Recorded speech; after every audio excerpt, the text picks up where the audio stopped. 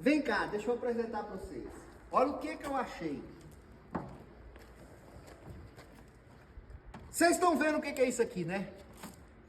Isso aqui é um 6 cilindros com retentor, vareta em cima. Um dos melhores motor 6 cilindros. A gente tem aqui um câmbio 4 marchas ré para frente. A gente tem...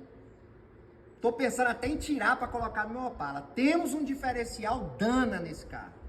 Então não sei o que eu vou fazer ainda. Mas essa é a nossa Dodge. É a nossa guerreira. Eu vou continuar gravando meus conteúdos aí, meus vídeos falando do Opalão. Falando do Opalão.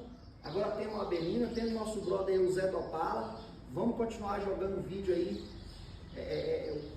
o máximo possível, beleza? Acompanhe o projeto da Belina, vai ser legal. Tamo junto.